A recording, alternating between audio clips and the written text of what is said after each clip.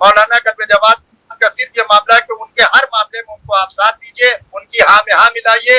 जो अगर वो आम कहे तो आम कहिए, इनकी कहिए तो ये ना हो सके। आदाब, मैं हूं सफदर रिजवी। आप देख रहे हैं लाइव एक्सप्रेस चैनल। आपसे गुजारिश है कि इस चैनल को सब्सक्राइब करें, लाइक करें, शेयर करें और कमेंट करें।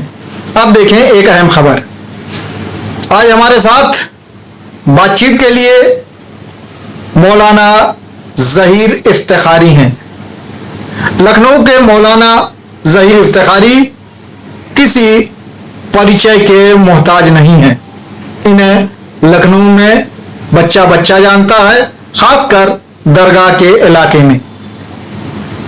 ये एक लंबे समय तक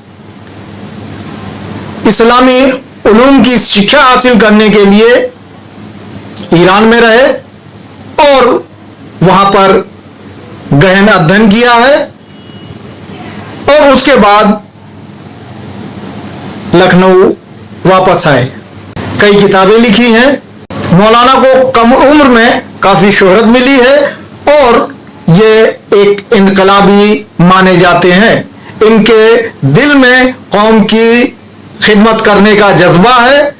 आज़ादारी आंदोलन में भी इनका योगदान रहा है और जब आज़ादारी की बहाली के लिए 7 रुकनी कमेटी बनाई गई थी तो उसमें भी मौलाना ज़हीर इफ्तिखारी का नाम था। ये सबसे कमसिन थे। आज हम उनसे बात करेंगे लखनऊ में हो रही आज़ादारी और शिया कौम की बदहाली को सुधारने के बारे में। हम जानना चाहेंगे कि लखनऊ में जिस तरह से आज़ादारी हो रही है, क्या आप संतुष्ट हैं?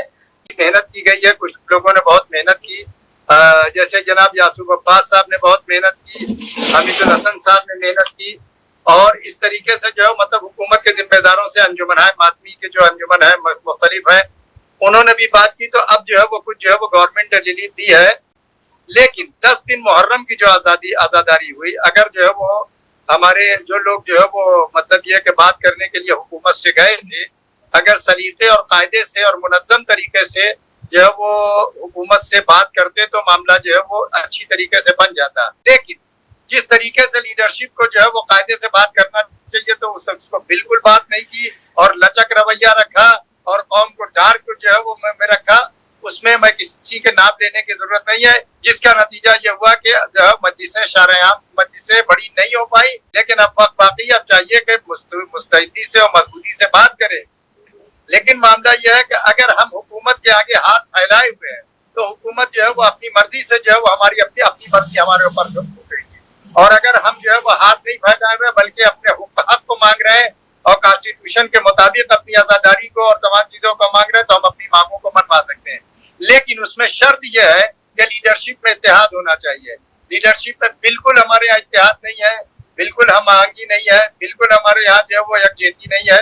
सब अपनी अपनी रफी अपना अपना राग है। इसीलिए जो है वो ये मुहर्रम के 10 दिन का तो मामला गुजर गया, लेकिन अभी वक्त तो बाकी है। अगर मुनज़्ज़म हो के जाए और एक पहले से मीटिंग को 7 रुकनी कमेटी जब थी आज़ादारी की बहाली के लिए जो बनी थी तो उसमें पहले मीटिंग होती थी और उसमें पहले तय होता था कि क्या बात करना। स्पोकमैन उसमें मिर्जा मोहम्मद अतहर साहब होते थे, जो सबने उनको तय किया था, वो जाके बोलते थे बकिया वो। लेकिन अब मामला ये है कि हर आदमी अपने को लीडर समझता है, वो अपने अपने एतबार से बोलता है, कोई किसी को लेके जाता है, कोई किसी को लेके जाता है और उसके बाद जो है वो वहां जाकर बात करते हैं। तो इसमें तो हालात जो है वो कभी जो है वो आज़ादारी से मुतालिक जो सही बात है और इस तरीके से जो है वो जुलूसों को उठना चाहिए अरबईन के, वो फिर नहीं हो पाएगा। अभी भी वक्त बाकी है, मिलजुल कर पहले बैठ करें, मीटिंग करें, उसके बाद जाए। मौलाना कल्बे जवाद साहब तो अपनी मजलिसों में एक लंबे अरसे से ये बोलते रहे हैं कि कोई भी उलमा में कोई भी नहीं आता, किसी की कोई दिलचस्पी नहीं है और कोई बैठने के लिए तैयार नहीं। इसमें आपको कितनी सच्चाई नजर आ रही? क्या आपके बारे में जो कहा जाता है, आपने आज़ादारी के लिए जब बंद थी आज़ादारी उस वक्त भी आप एक्टिव हुए और उस वक्त भी आपने कुछ काम किया, उसके बाद आज़ादारी बहाल हुई, उसमें भी आपका कमेटी में 7 रुकनी कमेटी में नाम था। आप एकदम खामोश होके क्यों बैठ गए? इसलिए खामोश होकर हम बैठ गए कि मौलाना जवाद साहब ने जो माता टीला जेल में क्या तय किया था, आज तक उन्होंने कोई तहरीर हमको नहीं दिखाई कि माता टीला जेल में क्या कह के निकले थे। लेकिन लेकिन ये खबर बराबर आती रही कि उन्होंने ये कहा कि हम किसी किस्म का आंदोलन नहीं चलाएंगे, हम किसी किस्म की जो है वो तहरीर नहीं चलाएंगे, और एक तरीके की उन्होंने माफी मांगी और माफी मांग के बाहर निकल आए। लेकिन क्योंकि हम 2 आदमी जेल में थे, हम और सदर चौधरी साहब, तो कम से कम हम 2 आदमी को तो उनको दिखाना चाहिए था कि भाई हम ये बात कह के आए हैं, इसीलिए हम उनके ऊपर अब एतबार नहीं करते हैं। फिर उसके बाद अलग अलग हुकूमत के जो है वो मिनिस्टरों से जाकर मिल लेते रहे हैं। तो जब ऐसा आदमी हो और जब क्या कहते हैं वो एक साथ काम नहीं करना चाहते हैं और फिर अपने जहन में वो ये समझते हैं कि सब हमारे गुलाम है, जिसको हम बुलाएंगे वो आ जाएगा, सब हमारे जो है वो क्या कहते हैं फॉलोअर्स हैं, तो ऐसी बात नहीं है। फॉलोअर्स है, रिस्पेक्ट करना, इज्जत देना एक अलग बात होती है, लेकिन हम किसी का दिया नहीं खाते हैं, हम किसी का जो है वो फॉलोअर्स नहीं है, हम हक के पैरव हैं। और सही बात कहने का तो देखा कि जब वो नहीं चाहते हैं कि हुकूमत से आप अपने घर में मीटिंग करेंगे तो हमको ले बुलाएंगे, लेकिन जब हुकूमत से बात करने का मामला आएगा तो अब दूसरे लोग आपके साथ जाएंगे, तो हम जो है वो इस तरीके से साथ नहीं दे सकते और लिहाजा हम खामोश होकर बैठ गए। ठीक, क्या आपको नहीं लगता है कि आपकी गोशानशीनी से आजादारी को नुकसान पहुंच रहा है? आप ही नहीं बल्कि आप जैसे दूसरे लोग भी होंगे जो गोशानशीन हो गए होंगे। और आपने एक चीज कही कि मौलाना कल्बे जवाद आगे आगे हैं, तो क्या हमें तो बहुत सारी जगहों से ऐसी इत्तला मिली है कि मौलाना कल्बे जवाद को लोग नहीं चाहते। आप क्या मानते हैं कि मौलाना कल्बे जवाद की हर जगह पॉपुलैरिटी है? का मामला ये है कि भाई देखिए वो नमाज जुमा पढ़ाते हैं, ठीक है, और क्या कहते हैं वो एक बड़े खानवादे से जो ताल्लुक उनका है, समझ रहे हैं। तो बहरहाल जब वो ताल्लुक है तो उनको ये ख्याल और ये गुरूर पैदा हो गया कि लखनऊ में हम अकेले कायद, अकेले रहनुमा है। तो जब आप अकेले कायद और अकेले रहनुमा अपने को समझते हैं, ऐसा हालांकि नहीं है।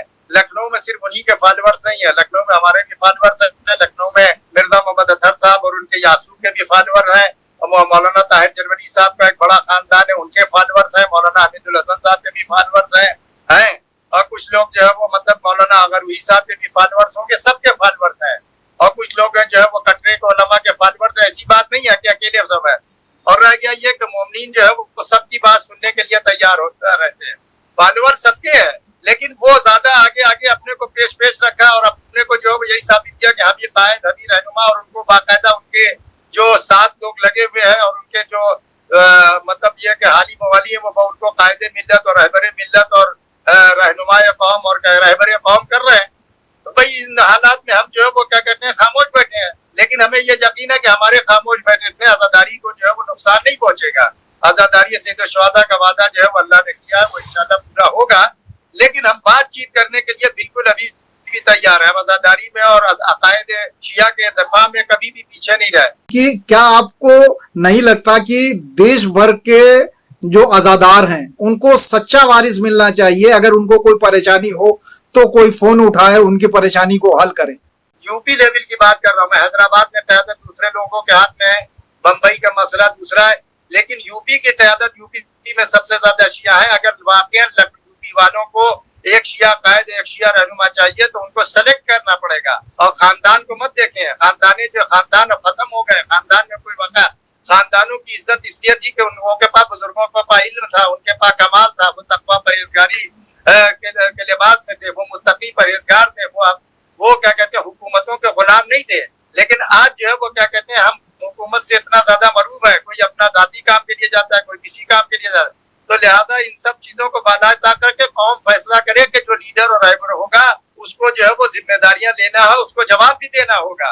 ऐसे नहीं है कि मतलब ये कि आके बता दिया और क्या कहते हैं मतलब कौम को बेवकूफ बना दिया और कौम जो है वो खामोशी से सुन लेती है। लिहाजा अगर रहबर और कायद और बनाना है तो पूरे यूपी के लोगों को एक्टिव होना पड़ेगा और उसमें देखें कि किसके अंदर सलाहियत है, किसके अंदर लियाकत है, कौन जरी है, कौन बहादुर है और कौन आपकी सही तरीके से रहनुमाई कर सकता है। उसका कैरेक्टर भी देखिए, उसका तकवा परहेजगारी भी देखिए, उसके अंदर सलाहियत भी देखिए, उसके अंदर जो वो स्पीच की सलाहियत भी देखिए, उसके अंदर लीड करने की भी सलाहियत देखिए। ये भी देखिए कि माजी में कोई बिका तो नहीं है, ये ब्लैकमेलर तो नहीं है, ये अपने खानदान और अपने घराने को तो हाईलाइट नहीं करता है, ये सिर्फ अपने दोस्तों ही को तो हाईलाइट नहीं करता है। उसके बाद आप किसी मजबूत कायद को, रहनुमा को चुनिए, चाहे वो भले हम ही में से कोई हो। मतलब ये कि जो लोग इस वक्त लगता, मैं अपनी बात नहीं कर रहा हूँ, कौम जो है वो क्या कहते हैं मतलब ये कि चाहती है और हम भी चाहते हैं कि कायदे से सब मिलजुल कर रहे हैं और किसी का इसलिए कि हमको लोगों को तो कोई लालच नहीं है। मौलाना कल्बे जवाद का सिर्फ ये मामला है कि उनके हर मामले में उनको आप साथ दीजिए, उनकी हाँ में हाँ मिलाइए। जो अगर वो आम कहे तो आम कहिए, इनकी कहिए तो ये ना हो सकेगा। एक इसलिए कि हम उसी की हिमायत कर सकते हैं कि जिसको हम जांचेंगे, परखेंगे और उसके जो है वो हर लिहाज से उसके कैरेक्टर तमाम चीजों को देखेंगे, कौल का सच्चा देखेंगे, पक्का देखेंगे और दमन तरीके से बात करने वाला देखेंगे। ये देखेंगे कि उसके साथ कौन लोग हैं। जब सही लोग होंगे तो कोई भी होगा, हम उसकी हिमायत करने के लिए तैयार है। उसका तकवा, परहेजगारी, उसका इल्म, उसके कमाल, उसकी सलाहियत तब देखेंगे, जानिबदारी ना। हमने आगा खुमैनी को ऐसे ही नहीं माना था।